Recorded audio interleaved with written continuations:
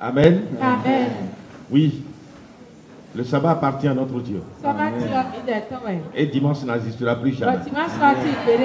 Amen. Amen. Donc, chers frères et sœurs, oui, nous sommes ici aujourd'hui parce que c'est le sabbat de notre Dieu. Le sabbat du premier quartier, bien sûr, de ce 6e mois appelé le mois d'Elul, selon le livre de Néhémie 6, verset 15. Et s'il faut vous le rappeler, le thème que nous sommes en train de développer est intitulé « La reconstruction de l'homme à l'image et à la ressemblance de Dieu ».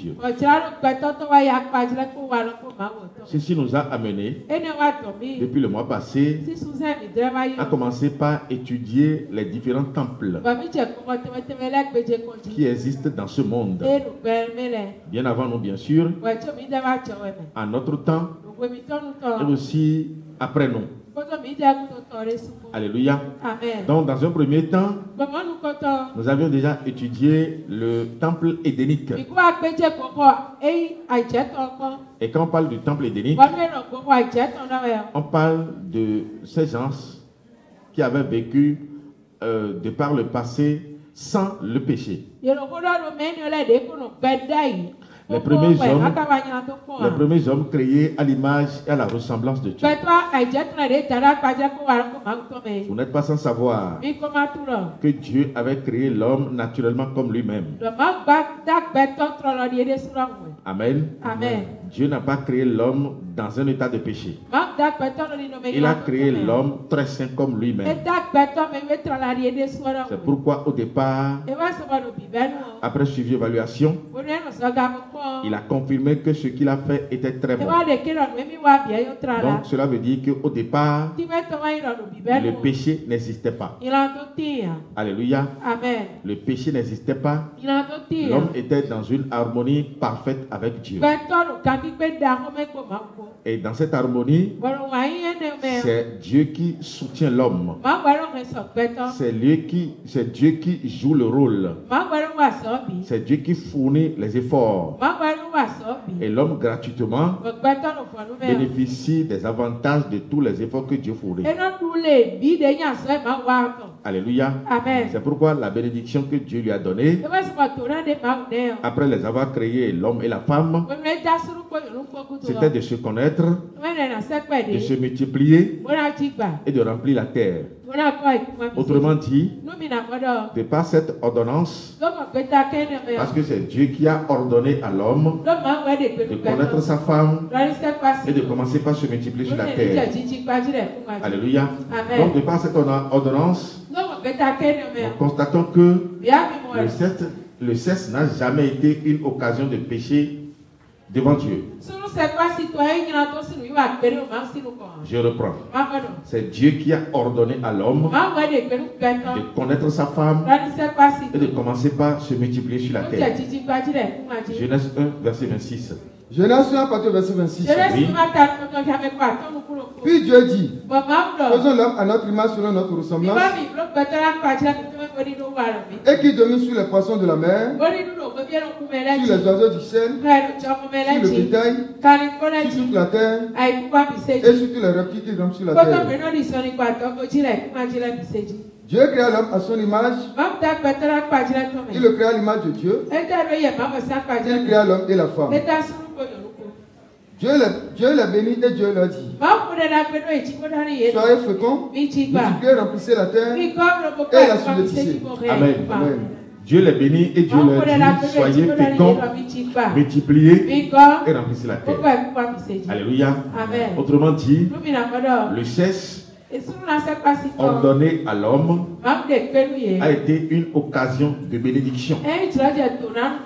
Jamais cela n'a été une occasion de péché. C'est Dieu lui-même qui a ordonné. Alléluia. Amen. Donc tu es témoin de cette vérité que Dieu te révèle aujourd'hui. Et qu'est-ce qu'il te revient de faire? C'est à toi de porter cette vérité désormais jusqu'aux extrémités de la terre, afin de sauver ceux-là à qui on a menti. Alléluia. Amen. Donc, dans le temps édénique, l'homme était parfait comme Dieu. Alléluia. Amen. L'homme ne faisait rien. Mais après avoir connu sa femme, Dieu lui donnait et lui montrait ce qu'il va manger. Ça veut dire que c'est Dieu qui donne la direction à l'homme. C'est Dieu qui amène l'homme vers son bonheur. C'est Dieu qui est la seule orientation de l'homme. C'est Dieu qui est la seule référence de l'homme. Bref, Dieu est la boussole de l'homme. Sans Dieu, l'homme ne peut pas avoir le chemin. Sans Dieu, l'homme ne peut pas bien voir. Sans Dieu, l'homme aura les chemins fermés sur lui. Alléluia. Amen. Lis-moi ça, Genèse 1, verset 29. Genèse 1, verset 29. Et Dieu dit, voici, je vous donne tout herbe portant de la semence et qui est la surface de toute la terre. Et tout arbre ayant en lui du fruit d'arbre et portant de la semence, ce sera votre nourriture. Ce sera votre nourriture. Dieu avait déjà fait l'agriculture depuis le 3e jour. Amen. Amen. Autrement dit, l'homme qui avait été créé le 6e jour ne sait même pas comment travailler la terre, ne sait même pas comment semer, ne sait même pas comment faire la récolte. Alléluia. Amen. Donc c'est Dieu qui a ce secret, le secret de semer, le secret de multiplier les semences. Alléluia. Amen. Et a amené l'homme seulement à profiter de la récolte. Alléluia. Amen. Donc en ce temps, l'homme était dans la paix. Et jusqu'à ce que Dieu aille en repos, Dieu n'a pas prononcé le mot mort à l'homme. Jusqu'à ce que le repos est programmé. Alléluia. Amen. Dieu n'a pas dit à l'homme qu'il va mourir. Alléluia. Amen. Partant de là, nous constatons que les premiers hommes créés selon la volonté de Dieu devraient vivre éternellement sur la terre comme Dieu. Parce que l'Esprit de Dieu était en eux. Alléluia. Amen. Et c'est après l'avènement du péché que Dieu va retirer son esprit de l'homme et va désormais lui dire qu'il aura 120 ans. Alléluia. Amen. Et le péché, nous avons l'habitude de vous le rappeler ici. Amen. Amen. Le péché n'est pas ce que le monde nous a enseigné. Parce qu'il y a un seul péché. Et le seul qui existe, c'est l'idolâtrie. Lorsque vous donnez adoration à autre chose qui est différent de votre Dieu créateur, vous êtes pécheur. L'homme n'a pas été créé pour donner adoration aux arbres. L'homme n'a pas été créé pour se prosterner devant les créatures. L'homme n'a pas été créé pour se prosterner devant autre chose à part son Dieu. Parce qu'il a été créé comme Dieu. Autrement dit, le représentant légal de Dieu sur la terre, c'est l'espèce humaine. Alléluia. Amen. Autrement dit, on ne peut pas comparer l'homme aux autres créatures. Alléluia. Amen. C'est pourquoi, après l'avoir créé, Dieu lui a donné le plein pouvoir de dominer sur les poissons, dominer sur les oiseaux, dominer sur quelque chose. Amen. Amen. Dominer sur quelque chose. Amen. C'est détenir le pouvoir de vie et de mort sur la chose. C'est Dieu seul qui domine sur nous. Alléluia. Amen. Dieu ne peut pas se prosterner devant nous parce que lui domine sur nous. Et il nous donne l'ordre de dominer sur les autres créatures. Ça veut dire que Dieu détient le pouvoir de mort et de vie sur nous. Nous les humains bien sûr. Et nous donne aussi le pouvoir d'avoir cette domination sur les autres créatures. Amen.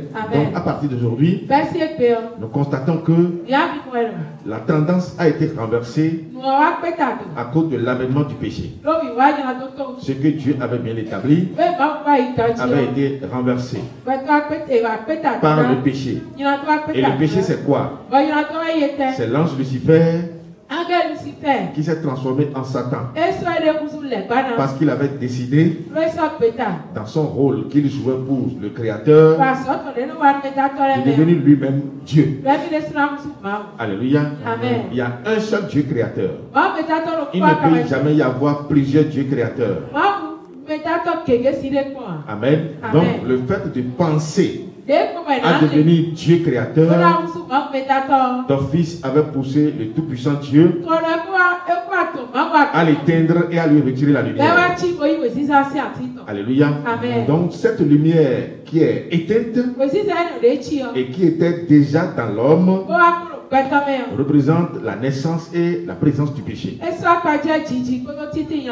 Alléluia. Amen. Donc comme la lumière était déjà dans l'homme avant qu'elle ne soit éteinte à cause de la chute de Lucifer, alléluia, Amen. cette obscurité d'un fils qui représente le péché devrait être balayée de l'homme avant que la lumière ne soit rallumée une deuxième fois. Amen. Amen. C'est pourquoi Dieu va commencer par établir des réformes pour évacuer les ténèbres afin de rallumer encore ce chandelier. Parce que sans cette lumière que portait Lucifer, l'homme ne peut plus voir. L'homme sera toujours sombré. Parce que l'homme a besoin en abondance de cette lumière avant de paraître comme image de Dieu, avant de ressembler aussi à Dieu. Alléluia. Amen. Donc cette lumière qui a été éteinte par Dieu lui-même, parce que le porteur de celle-ci avait décidé de devenir comme Dieu. Alléluia. Amen. C'est pourquoi dans un premier temps, Dieu n'a pas imputé le péché, c'est-à-dire la chute de Lucifer à l'homme, à la rassemblement d'hommes. Alléluia. Amen. Dans un premier temps, Dieu n'a pas imputé la charge de la chute de Lucifer à la responsabilité de l'homme.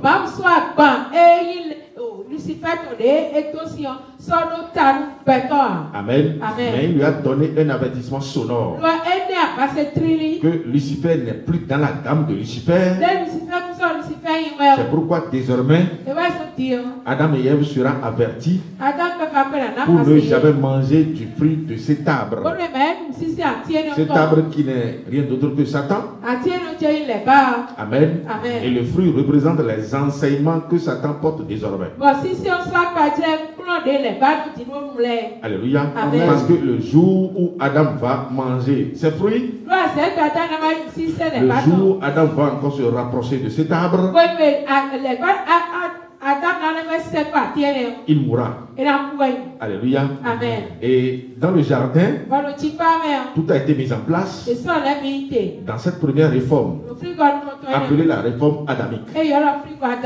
Alléluia. Amen. Et c'est pourquoi Dieu passait lui-même tous les soirs dans le jardin pour leur donner les enseignements adéquats, pour se révéler à eux.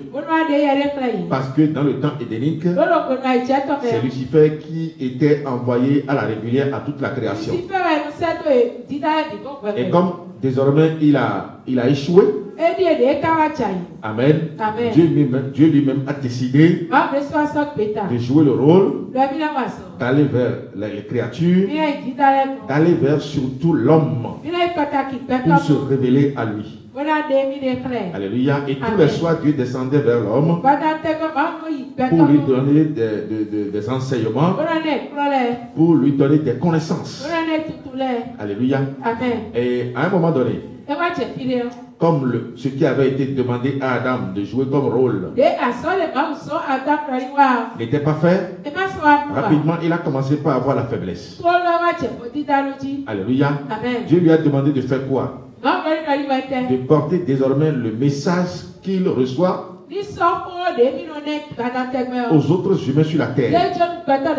Autrement dit, Dieu lui a demandé d'évangéliser le reste des hommes sur la terre. Mais nous avions constaté que Adam ne l'a jamais fait.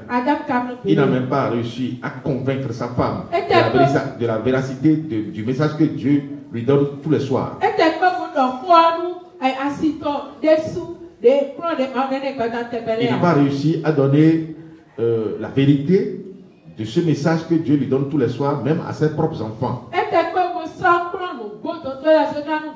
Si bien que son aîné Caïn, qui devrait normalement connaître Dieu, Amen, n'arrive même pas à atteindre la connaissance de leur mère Ève. Alléluia. C'est pourquoi Satan va profiter. Parce que désormais, il n'est plus appelé Lucifer. Il va profiter de cette obscurité qui est en elle pour entrer dans le jardin. Et une fois dans le jardin, il va renverser tout l'enseignement que Dieu leur avait donné. Dieu a-t-il réellement dit que vous n'allez pas manger de tous les arbres du jardin? Alors que Dieu avait enseigné le contraire. Dieu avait dit à Adam, vous pourrez manger de tous les arbres du jardin. Mais l'arbre qui est défendu, c'est l'arbre de la connaissance du bien et du mal, qui n'est même pas dans le jardin. Parce que dans le jardin, l'arbre le plus grand qui domine dans le jardin est appelé l'arbre de vie, parce qu'il est planté dans un lieu de domination. Il est planté au milieu du jardin. Amen. Amen. Et autour de cet arbre, on doit avoir rien que les arbres de vie. Alléluia. Lis-moi ça rapidement, oui. Genèse 2, verset 9. L'Éternel Dieu fit pousser du sol des arbres de toute espèce, agréables à voir et bons à manger, et l'arbre de la vie au milieu du jardin, et l'arbre de la connaissance du bien et du mal. Amen. Alléluia. Amen. Donc l'arbre de vie est au milieu du jardin. Et autour de cet arbre, on retrouve rien que des espèces d'arbres agréables à voir et bons à manger. Ça veut dire que dans le jardin, il y a la vie, et autour de la vie, il y a les éléments de la vie. Ça veut dire que dans ce jardin, nous avons la paix. Alléluia. Donc en appelant Adam et Ève du monde, parce que Dieu les a retirés de la poussière. Retirés de la poussière veut dire les appeler du monde. Parce que la poussière annonce l'état de péché. Alléluia. Amen. Le monde prend le symbole de la poussière. Amen. Donc les retirés de la poussière veut dire les retirés du monde. C'est pourquoi lorsqu'ils vont transgresser la parole d'alliance que Dieu avait faite avec eux, Dieu va les chasser pour que Adam cultivât la terre d'où il avait été pris.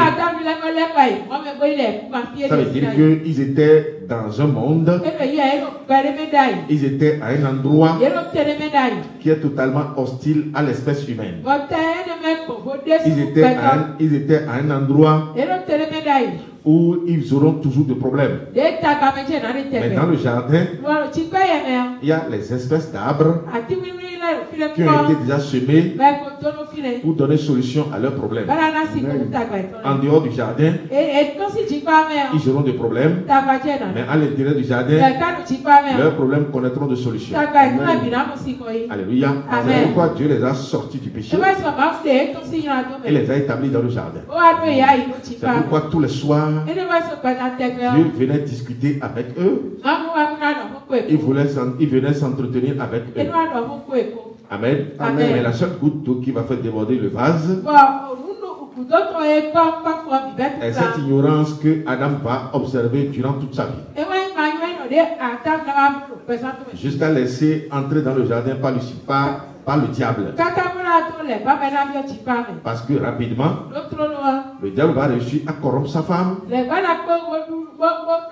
Et la femme, à son tour, a réussi à le corrompre. Donc la rébellion a été semée en eux. Le diable a réussi à semer la rébellion en eux. Parce qu'eux aussi, ils ont décidé de devenir comme Dieu. Ce que Satan avait dit et qui avait obligé Dieu à lui retirer la lumière a été aussi semé en eux. Et eux aussi ont accepté de devenir Dieu. Alléluia. C'est à partir de là que Dieu va désormais imputer à leur charge la responsabilité de ce qu'ils ont fait. Parce qu'ils ont commis une faute totalement grave. On ne se lève pas contre Dieu. L'homme avait été créé pour donner gloire et adoration à Dieu et à Dieu seul. Dieu n'a pas créé l'homme pour se prosterner encore devant lui. Donc à partir du jardin d'Éden, l'homme est rendu pécheur.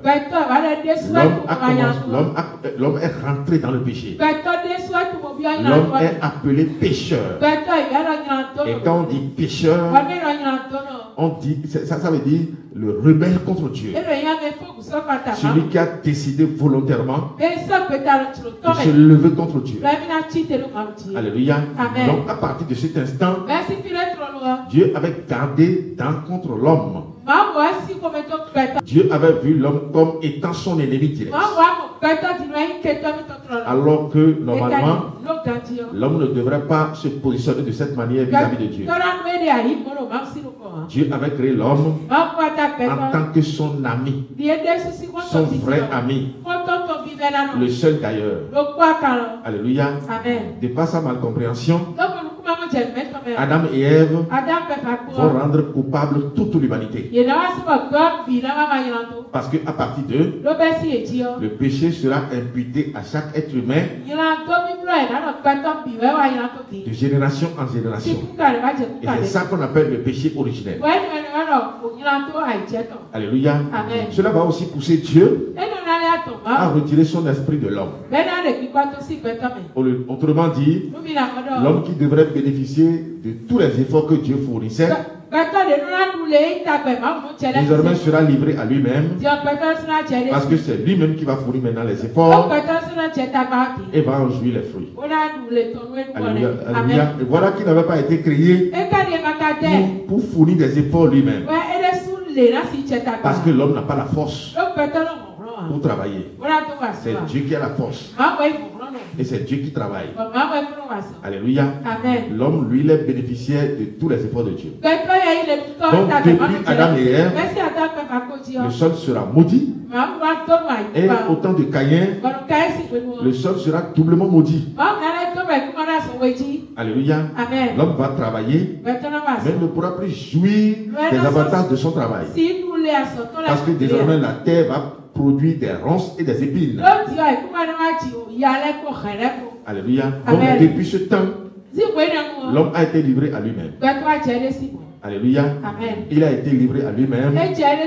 Il n'a plus de boussole. Il n'a plus de référence. Il n'a plus de secours. Il n'a plus de soutien. Parce que son seul soutien, c'est Dieu. Et voilà que Dieu l'a abandonné, Dieu l'a chassé. Parce que, étant ignorant, il est rentré en complicité avec le diable pour se dresser contre Dieu. Alléluia. Donc c'est pour te dire quoi? Toi qui m'écoutes, tu dois être vigilant. Tu dois chercher à savoir qui est ton ami entre Dieu, ton créateur, et Satan, qui est ton ennemi. Alléluia. Parce qu'aujourd'hui, nous constatons que l'homme a tendance à s'accrocher à Satan au lieu de chercher à s'accrocher à Dieu. Amen. Satan ne peut jamais te faire du bien.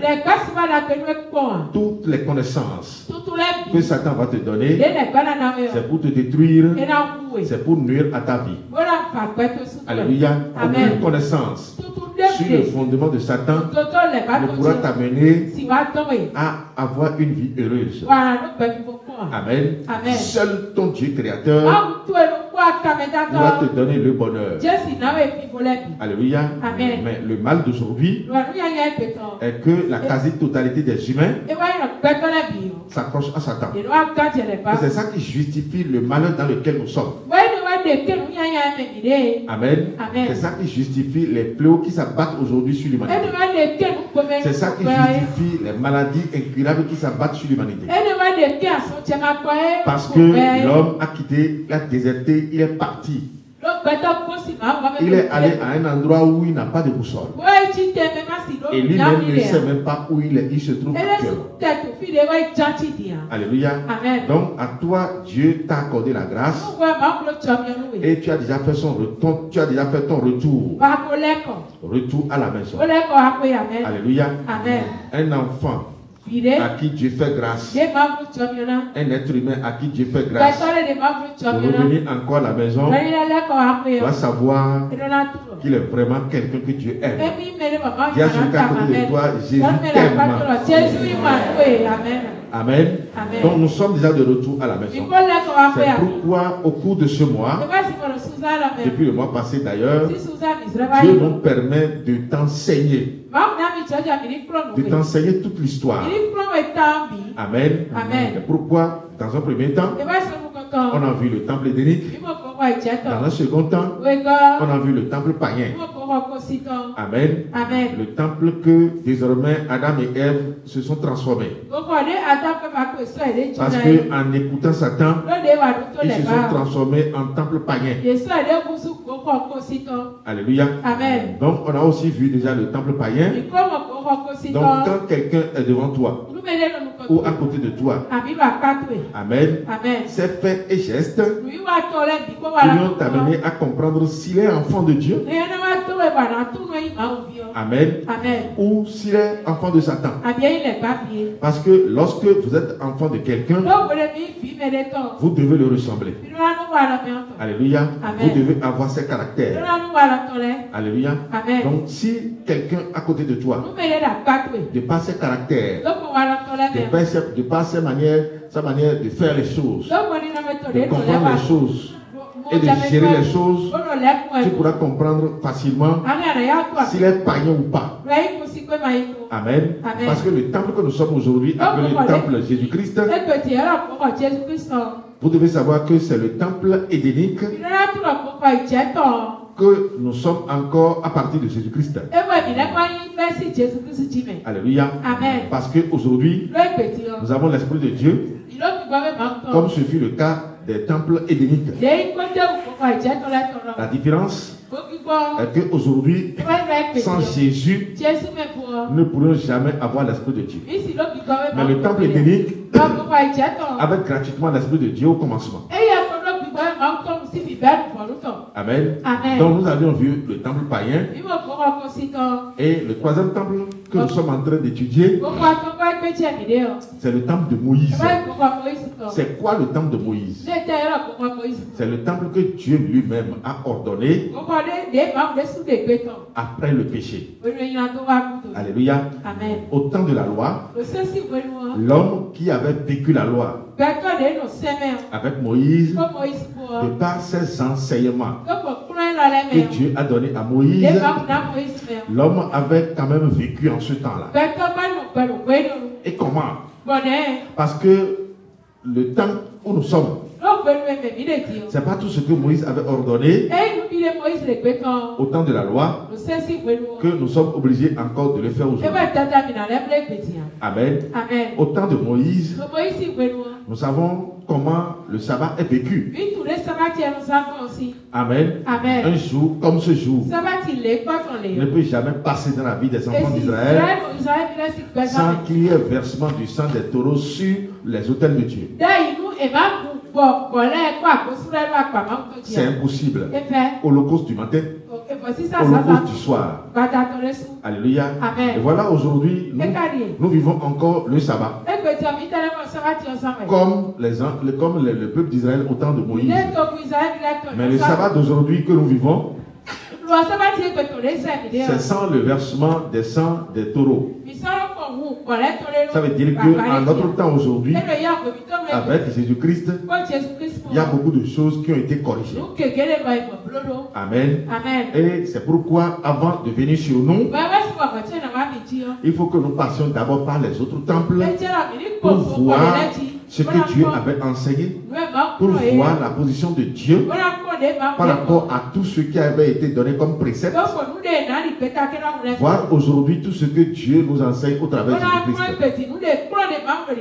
Jésus-Christ. Amen. Parce que sans prendre appui ou bien sans prendre connaissance de tout ce qui avait été fait avant vous, vous ne pourrez jamais savoir ce que on vous demande aujourd'hui de faire. Ou bien même si on vous le demande de le faire, vous ne pourrez jamais savoir dans quel sens il faut le faire et en jouir les fruits. Amen. Donc dans la semaine, nous avions vu le temple de Moïse.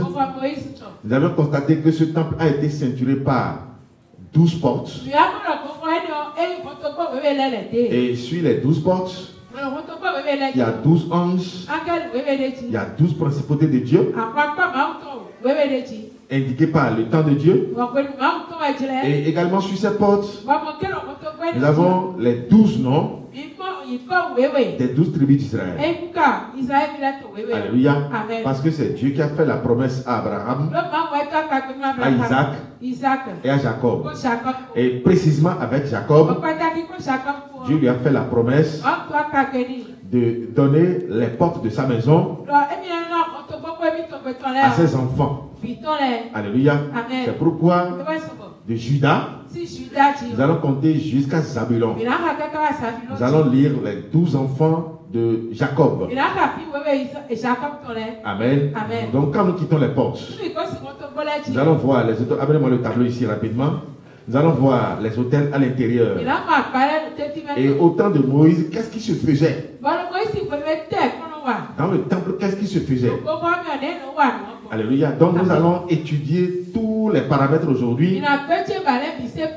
Et aussi t'amener à savoir que dans le temple de Jésus-Christ, les mêmes choses se font, mais pour cette fois-ci, de façon accomplie.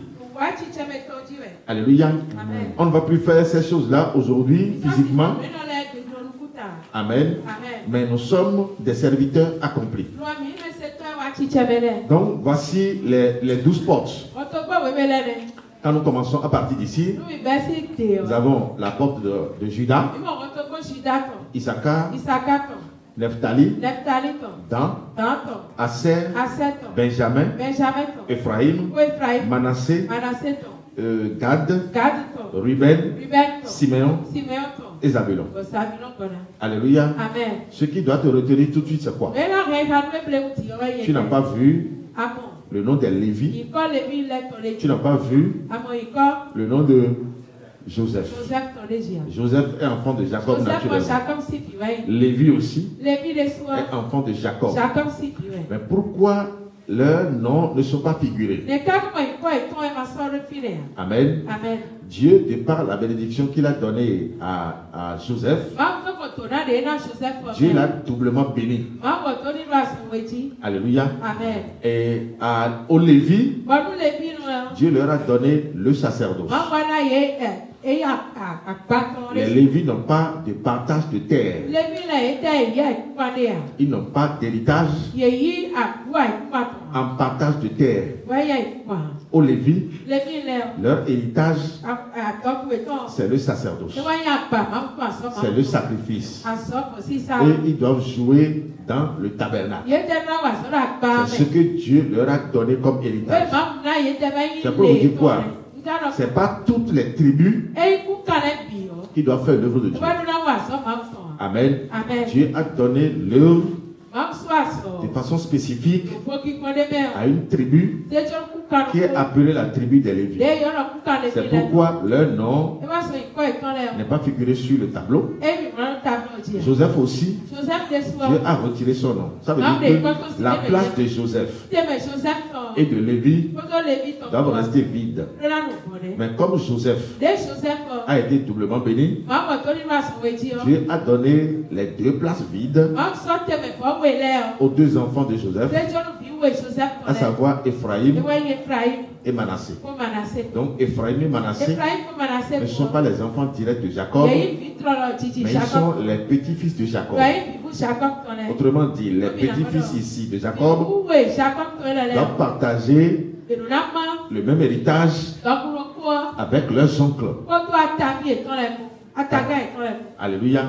Donc, de l'extérieur vers l'intérieur, nous voyons aussi, parce que nous l'avons dit tout à l'heure, que le temple de Moïse est ceinturé par le temps de Dieu. Le temps qui commence de Nissan et qui finit à Nadar, de l'esprit de crainte et qui finit à l'esprit de l'éternel.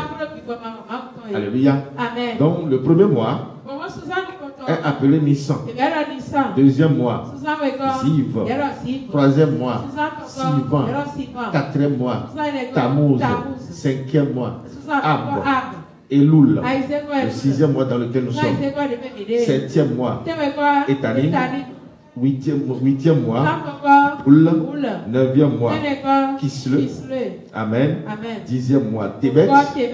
11e mois, Shebat. 12e mois, Adar. Amen. Au temps de Moïse, il n'y avait pas encore janvier à décembre. Il n'y avait pas encore lundi à dimanche. C'est le seul temps qui existe. Amen. Et qui est toujours annoncé par le parcours de la lune. Comme le premier Elul passé, la lune est apparue pour confirmer ce que nous disons. Amen. Donc nous constatons aussi par là que les différentes portes ici sont influencées par la parole que Jacob avait laissée sur chacun de ses enfants. Parce que à sa mort, Jacob les a appelés et a prophétisé sur ses enfants. Sur d'autres, il a laissé des paroles de bénédiction. Mais sur certains, il a laissé des paroles de malédiction. Alléluia. Donc, nous constatons que cette tribu, chacune d'elles, est influencée par la parole que Jacob avait laissée. Exemple. Quand nous disons Judas, Judas veut dire adoration, Judas veut dire gloire, Judas veut dire louange. Alléluia. C'est pour dire quoi? La gloire, l'adoration et la louange est donnée à cette tribu. Toutes les autres tribus doivent venir se prosterner ici. C'est pourquoi Jésus sera issu de cette tribu.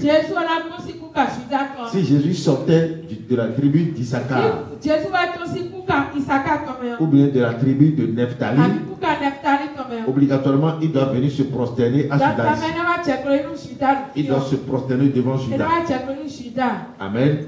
Mais comme il est le Dieu des dieux, le Seigneur des seigneurs, le Tout-Puissant, et que toute la création devrait se prosterner devant lui, c'est pourquoi il est issu de cette tribu. Joseph est de la tribu de Judas. Marie est de la tribu de Judas. David est de la tribu de Judas. Le père de David, appelé Isaïe, est aussi de cette tribu. Alléluia. C'est pourquoi on l'appelle le lion de la tribu de Judas. Parce que dans cette tribu, il est le roi des rois, le Seigneur des seigneurs. Amen. Seul membre de la famille qui est au-dessus de tous les membres de la famille. Parce qu'il est Dieu et fils de Dieu. On l'appelle aussi fils de David. Parce que dans la chair, David est né déjà avant lui. Amen. C'est pourquoi on l'appelle fils de David. Mais David l'appelle mon Seigneur. Alléluia. Lis-moi Judas rapidement. Dans Genèse 49. Genèse 49, verset 8. Judas, tu recevras les hommages de tes frères. Judas recevra les hommages de ses frères. Les hommages de ses frères. Ça veut dire que toutes les autres tribus devront venir se prosterner devant Judas. Amen. Oui, vas-y. Ta main sera sur la nuque de tes ennemis. Les fils de ton père se prosterneront devant toi. Les fils de ton père se prosterneront devant toi. Amen. Amen. Le pouvoir spirituel a été donné à Judas. A été laissé dans la tribu de Judas. Ça veut dire que l'adoration leur avait été laissée. Amen. Oui, vas-y. Judas est un jeune lion. Judas est un jeune lion, oui. Tu reviens du canage, mon fils. Il plie les genoux. Il se couche comme un lion, comme une lionne qui le fera lever. Le sceptre ne s'éloignera point de Judas. Le pouvoir ne s'éloignera pas de Judas. Le pouvoir spirituel. Alléluia. Amen. Parce que toutes les autres tribus devraient venir lui donner gloire et adoration. Amen. Ça veut dire que Dieu lui a donné un pouvoir, le pouvoir spirituel. Amen. Oui, vas-y. Ni le bâton souverain d'entre ses pieds. Jusqu'à ce que vienne le Shiloh. Le bâton souverain, le bâton de commandement. Jusqu'à ce que vienne le Shiloh. Le Shiloh, c'est qui? C'est Jésus-Christ. Ça veut dire que lorsque le Shiloh sera venu, ce n'est plus Judas qui va encore continuer de recevoir l'adoration, mais c'est désormais Jésus-Christ. Parce qu'il est le lion de cette tribu.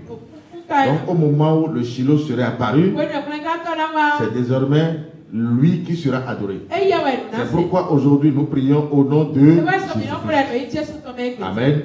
Parce que toute la gloire lui sera donnée. Oui, vas-y. Jusqu'à ce que vienne le Shiloh, oui, et que le peuple lui obéisse. Il attache à la vigne son âne. Il attache à la vigne son âne. Et au meilleur cèpe le petit de son ânesse. Amen. Et quand vous lisez tout, vous allez voir que chacune de ces portes est influencée par ce que Jacob avait dit. Quand je prends Dan, par exemple, Amen. C'est une influence négative. Alléluia. Quand je prends beaucoup de gens, quand je prends Ruben, c'est une influence négative. Alléluia. Donc quand je prends aussi Siméon, c'est une influence négative. Amen. Parce que chacun de ses enfants avait posé un acte contre leur père. Alléluia. Et comme c'est une personne qui est loin, avant de mourir, il a laissé des paroles prophétiques sur eux. Alléluia. Et tout ceci serait une catastrophe sur chaque tribu. Au temps de Moïse, il a essayé d'apporter une correction. Dans Deutéronome 33, bien sûr, Moïse a apporté des corrections. Mais malgré tout ceci, ça ne marche pas toujours. Et toutes les tribus aujourd'hui vont avoir une bonne correction, vont avoir une bonne restauration, j'allais dire, en qui? En Jésus. Ça veut dire que la malédiction qui pesait sur Dan, qui pesait sur Ruben, qui pesait sur Siméon, ainsi de suite. Même quand nous venons sur les enfants de Joseph, alléluia, les deux, le grand frère c'est Manassé, le petit frère c'est Ephraïm. Alléluia. Au moment où leur père les avait amenés à Jacob pour qu'il les bénisse, il avait placé le grand frère dans la main droite de Jacob et avait placé le petit frère Ephraïm dans la gauche de Jacob. Jacob était déjà avancé en âge, ses yeux étaient déjà affaiblis. Alléluia. Mais en voulant prier pour eux, au lieu de mettre les mains dans le bon sens sur leur tête pour prier, alléluia, il a croisé les mains comme ça. Et la main droite est allée sur Ephraïm, alors que Ephraïm est dans la gauche. Alléluia, je vous avais déjà expliqué ce que veut dire la droite et la gauche ici. Nous sommes d'accord. Donc il a croisé les mains et la main gauche est allée sur Manassé. Joseph avait dit, ah, attention, papa, c'est pas comme ça. Mais il dit, qui es-tu pour changer ce que Dieu a dit? Ça veut dire que Ephraïm a été vraiment béni. Alléluia. Je ne dis pas que Manassé aussi n'a pas été béni, mais Ephraïm a été béni et sa bénédiction vraiment tient le coup vraiment. Amen. Parce que ce que Dieu fait en Nissan, c'est ça qu'il reprend en Éthanime. Amen. C'est pas la même chose en Manassé, qui est le 8e mois. Non. Alléluia. Donc nous avions constaté que les enfants d'Israël avaient gardé aussi les portes. Alors, on va lire d'abord la correction de Moïse. Dans Deutéronome 33, oui, on va lire moi ça un peu. Que Ruben vive et qu'il ne meure point. Et que Amen. Amen. Ruben, Jacob lui avait retiré la prééminence. Alléluia. Amen. Malgré qu'il est le premier-né de Jacob. Amen. Il lui a dit, tu n'auras pas la prééminence. Il lui a retiré le droit d'aînesse. Ça veut dire qu'il l'a tué vivant. Amen. Mais lorsque Moïse va prendre les commandements désormais, Moïse va chercher à corriger. Oui, vas-y. Que Ruben vive et qu'il ne meure point. Et que ces hommes soient nombreux. Voici sur Judas ce qu'il dit. Que Ruben vive et ne meure point. Et que ses descendants soient nombreux. Oui, vas-y. Voici sur Judas ce qu'il dit. Écoute, ô Éternel, la voix de Judas, et ramène-le vers son peuple. Que sa main soit puissante et que tu lui sois en aide contre ses ennemis. Sur Lévi, il dit, les Tumim et les Urim ont été confiés à l'homme saint que tu as tenté à Massa. Amen. C'est quoi les Urim et les Tumim en ce temps-là? Quand on dit Urim et Tumim, c'est des pierres que le souverain sacrificateur doit porter. Amen. Deux pierres. Et ces pierres servent au sacrificateur de poser des questions à Dieu. Alléluia. Pour poser des questions à Dieu avant, le sacrificateur doit jeter les deux pierres. Si Dieu veut que nous passions par ici, que l'urim soit comme ça et que le tumim aussi soit comme ça. Mais si Dieu veut que nous passions par ici, que l'urim soit comme ça et que le tumim soit comme ça. Si Dieu veut que nous les attaquons par en face, c'est comme ça, il posait des questions à Dieu. Alléluia. Et ces deux pierres étaient confiées au Lévi, au souverain sacrificateur. C'est exactement ce que les Bokono font aujourd'hui. Ça veut dire que ce n'est pas eux qui avaient inventé. C'est Dieu qui avait inventé sa chose. Amen. Mais Dieu n'est plus dans ça aujourd'hui. Ça veut dire que si tu vas vers un Bokono pour faire encore le jet des dés, tu dois savoir que tu es en train de commettre une abomination. Alléluia. Aujourd'hui, tout a été corrigé en Jésus-Christ. Parce que Urim et Tumim aujourd'hui veut dire lumière et perfection. En Jésus, nous sommes parfaits. Nous n'avons plus de péché. En Jésus, nous sommes le sel de la terre et la lumière du monde. Ça veut dire qu'il n'y a plus rien dans le noir que nous allons chercher encore à voir chez un être humain. Dieu est en nous. Et si nous voulons lui poser des questions, il est prêt aussi pour nous répondre. Donc au temps de Moïse, c'était les Urim et Tumim Mais en notre temps aujourd'hui, c'est l'Esprit de Dieu. Donc personne ne doit plus te dire, Dieu m'a dit que tu es comme ça. Non. Si Dieu veut te dire quelque chose, il est en toi et rapidement il va te parler. D'ailleurs même, tu viens de l'adorer. Amen. Ça veut dire que de par cette adoration, tu es sacrificateur et tu es encore objet de sacrifice. Donc si Dieu, entre-temps, parlait au sacrificateur, amen, à l'endroit du peuple, parce que le peuple était au parvis extérieur, le peuple était saint. C'est pourquoi Dieu doit parler au sacrificateur, amen, à l'endroit du peuple. Maintenant que toi aussi tu es sacrificateur, ton fils Dieu peut te parler.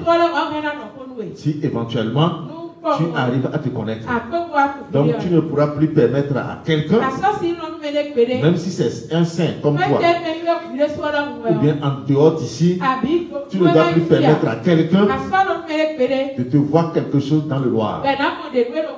Si tu le fais, tu es idolâtre. Amen. Et l'idolâtrie ici, c'est la divination. Amen. Donc quand nous quittons les portes, au temps de Moïse, l'homme est pécheur. Amen. Et puisqu'il n'y a pas ce sacrifice qui pourra ôter le péché de l'homme.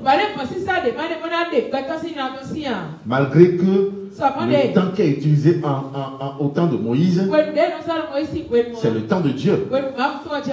Alléluia. Donc c'est pour vous dire quoi? Ce n'est pas seulement la connaissance du temps de Dieu qui vous amène dans la perfection. La connaissance du temps de Dieu est un élément de la perfection. Alléluia. Il faut que le péché d'abord soit débouté de vous.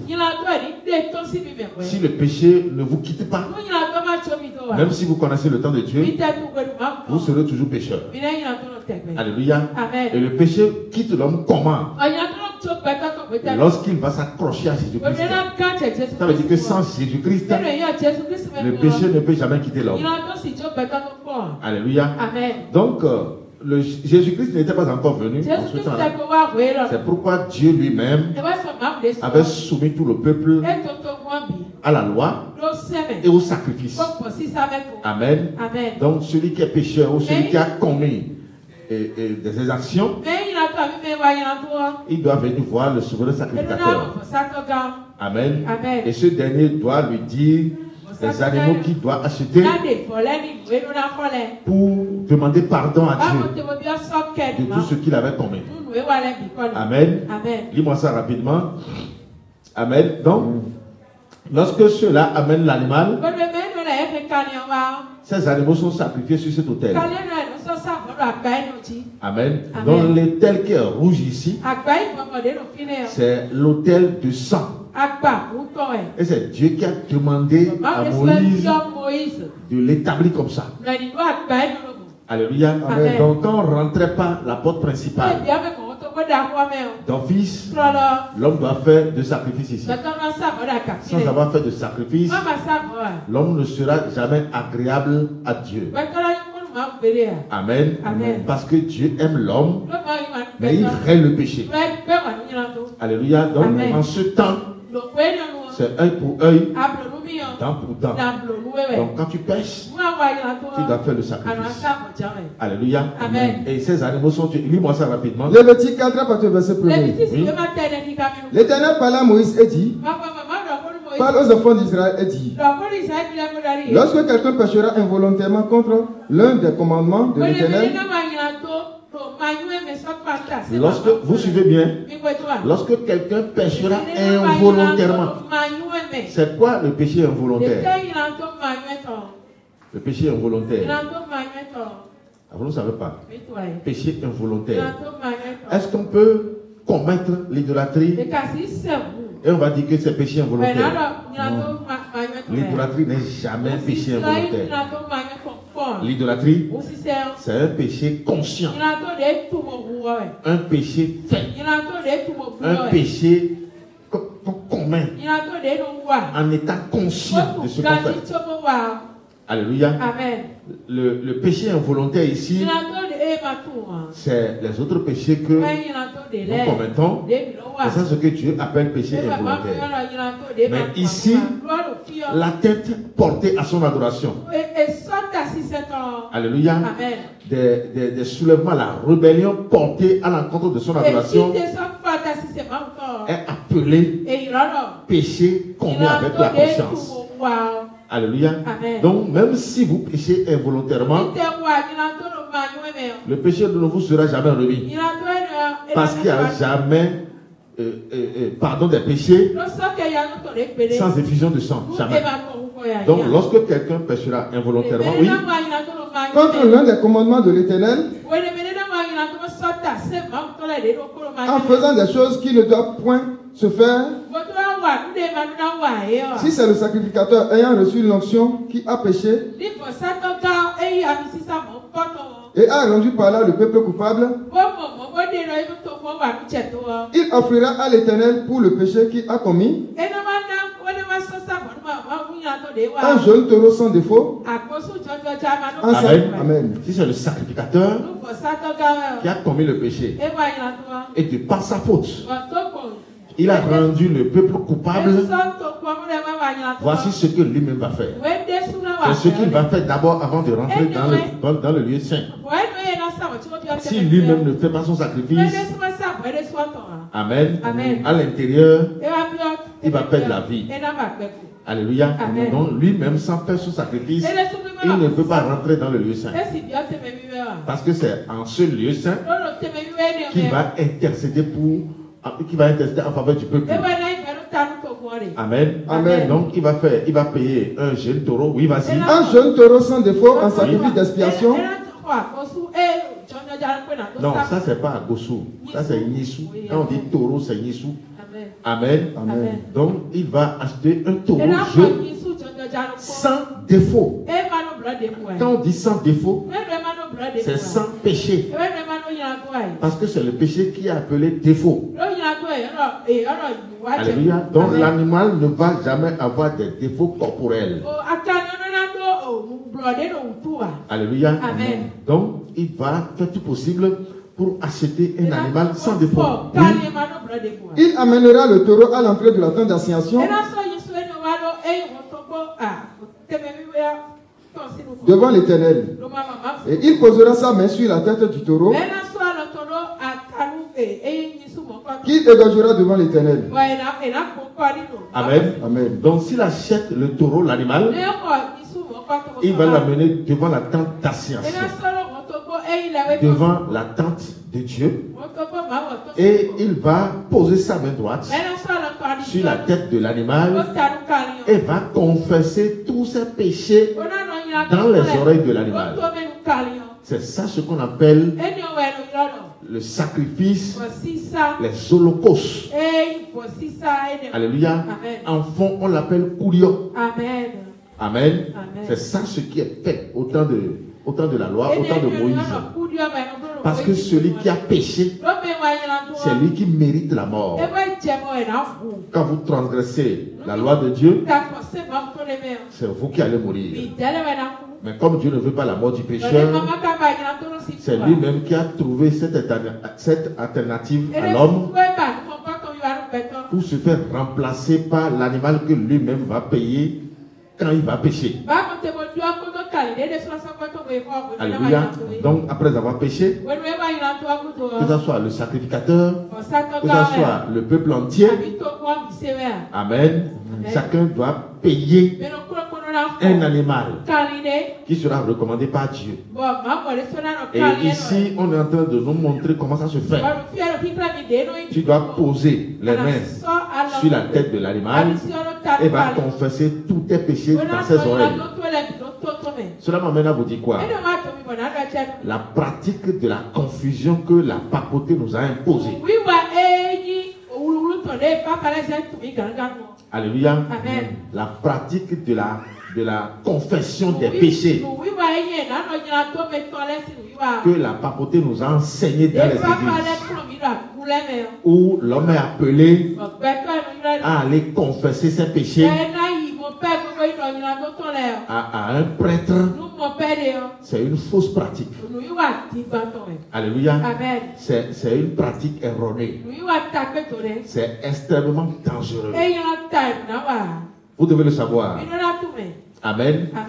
La banquette qui est établie souvent entre le prêtre et celui qui est venu confesser, le jour viendra où vous allez demander à ces prêtres d'enlever ces banquettes. Ils ne vont jamais vous entendre. Jamais. Alléluia.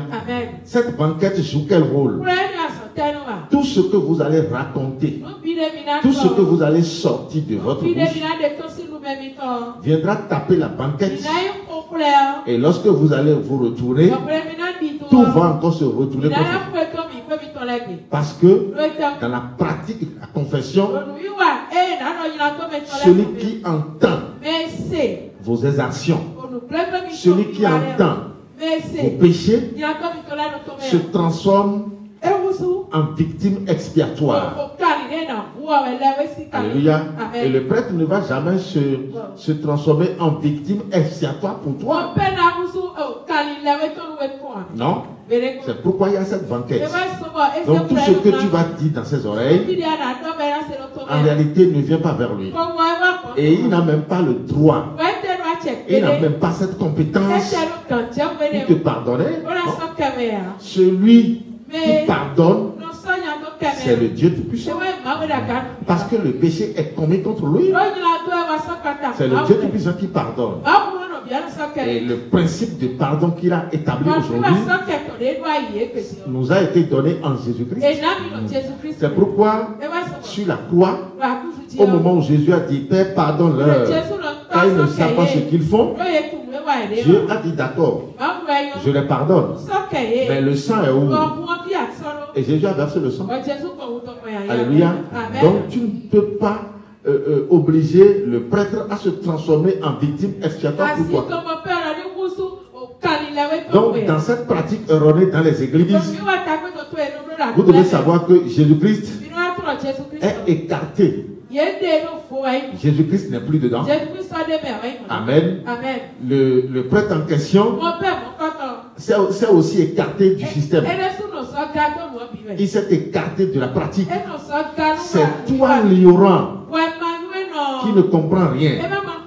Au lieu de t'accrocher à Jésus-Christ pour vivre sous le pardon que lui a déjà demandé à Dieu, en ta faveur, comme tu ne comprends rien, alléluia, tu dois savoir que tout ce que tu es venu dire, tout ce que tu es venu raconter, te transforme en victime expiatoire. Et c'est ton sang qui sera versé. Alléluia. Ça veut dire que dans cette pratique, tu t'es condamné, tu es seul, et tes péchés vont pécher contre toi, et tu vas encore verser ton sang. Alléluia. C'est pourquoi dans ces églises, ils sont souvent malheureux, toujours malheureux, toujours misérables. Alléluia. Donc le pardon nous a été donné en Jésus-Christ. Parce que le sang des taureaux versé ici n'a pas pu ôter le péché. Mais au temps de Moïse, le sang couvrait les péchés. Le sang couvrait les péchés. Aussi longtemps que le péché ne sera pas ôté, Dieu ne pourra jamais l'oublier. Mais en Jésus-Christ, Dieu a oublié nos péchés. Dis à celui qui a côté de toi, en Jésus-Christ, Dieu a oublié tes péchés. Amen. C'est pourquoi nous ne pouvons pas prier au nom de nos ancêtres. Nous ne pouvons pas prier Dieu au nom de nos ancêtres. Nos ancêtres qui ne connaissent pas Christ,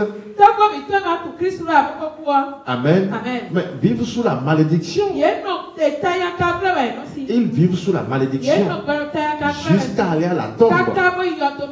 On ne peut pas vivre ou bien on ne peut pas prier au nom de quelqu'un qui est sous la malédiction jusqu'à aller à la mort. c'est pas possible. Amen.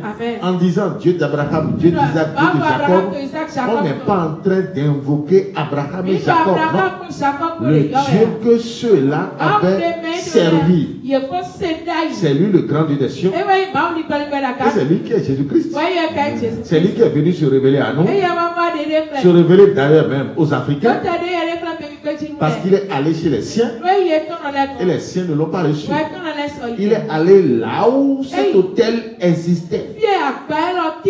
Là où on faisait ses sacrifices sur l'autel. Entre l'Occident et nous les Africains qui connaissent faire le sacrifice.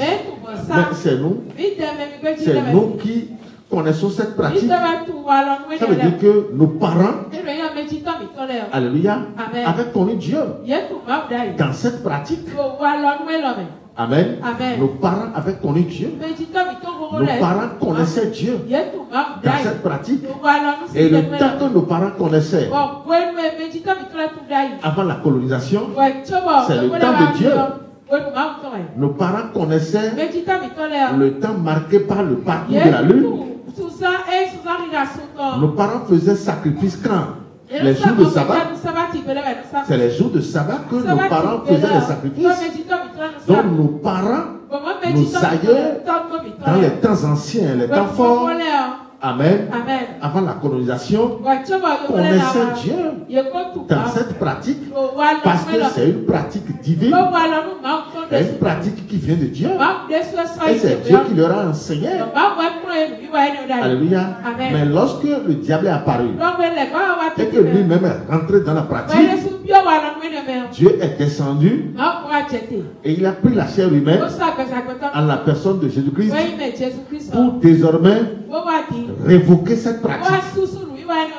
C'est pourquoi aujourd'hui, il dit les vrais adorateurs adoreront le Père en esprit et en vérité. Ce sont là les adorateurs que le Père demande. Autrement dit, cette pratique qui est observée ici, désormais n'existera plus. Amen. Mais nous allons le faire pour le spirituel. C'est pourquoi tout à l'heure je t'ai dit, étant en adoration, je t'ai dit que dans le même temps tu es sacrificateur et tu es encore en même temps objet de sacrifice. Tu as connu le temps, bien sûr, le temps que nos parents avaient connu, qui est le temps de Dieu, marqué par le parcours de la lune. Alléluia. Maintenant en adoration, lorsque tu dis gloire à Dieu, d'office, tu deviens saint. Parce que l'Esprit Saint est en toi. Celui qui est saint, comme Jésus-Christ, il se transforme en sacrifice. Il est comme Jésus-Christ sur cet autel. Alléluia. Et c'est toi-même qui te présentes sur cet autel. Ce n'est plus quelqu'un qui viendra faire le sacrifice à ta place. C'est toi-même qui te transforme en objet de sacrifice et en même temps souverain sacrificateur. Alléluia. Ça veut dire que toutes tes paroles, ton fils, sont acceptées devant Dieu. Alléluia. Donc tout à l'heure, par l'adoration que tu viens de donner, tu dois savoir que le sang de Jésus-Christ, parce que sur le plan spirituel, c'est le nom que tu portes. Selon Apocalypse 22, à partir du verset 3, le nom que Dieu t'a donné sur le plan spirituel, c'est Jésus-Christ. Ça veut dire que tout à l'heure, de par cette adoration, tu avais versé le sang de Jésus-Christ sur cet autel. Et lorsque l'autel est bien mouillé par le sang, alléluia, toutes les programmations sont toujours exaucées. Alléluia. Donc tout ce que nous avons dit ici, jusqu'à clôturer, tu dois savoir que tu as été déjà exaucé. Amen. Donc, l'importance pour cet autel, amen, c'est ça, c'est autour de ça qu'on va vous donner l'enseignement, surtout durant toute la semaine. Amen. Parce que la vie et la mort, c'est à ce niveau. Lorsque vous ne comprenez pas comment cet autel fonctionne, lorsque vous ne savez pas comment en Jésus-Christ aujourd'hui, comment faire fonctionner cet hôtel en vous. Parce que tout ce qui est ici se retrouve en nous, sur le plan spirituel. Tout ce que nous avons ici, tout est en vous, tout est en moi. Amen. Et chacun de ces éléments doit fonctionner comme cela se doit. Et lorsque tout fonctionne bien, vous allez voir que vous êtes un homme imbattable. Vous êtes quelqu'un qu'on ne peut pas toucher. Quelle que soit la taille du gris-gris, quelle que soit la taille de la sorcellerie, en tout cas celui-là n'est pas encore né. C'est pourquoi souvent nous disons imbécile sorcellerie, imbécile gris-gris, et personne ne peut nous toucher. Alléluia. Donc c'est pour dire que après les portes, on va t'enseigner beaucoup ici. Parce que si régulièrement le sang de Jésus-Christ est versé ici, dans ta vie, alléluia, tu seras plein, tu seras rempli de tout ce dont tu as besoin. Alléluia. Celui qui a cet hôtel en lui, toujours mouillé par le sang de Jésus-Christ. Toujours mouillé par le sang de Jésus-Christ. Parce que la programmation là, c'est à partir même d'ici. Lorsque les choses sont bien accomplies ici, tout le reste marche. Mais lorsque ici déjà, il y a problème, tout le processus est zéro. Alléluia. Donc je crois que après demain, nous allons revenir sur ça. Et que Dieu vous bénisse.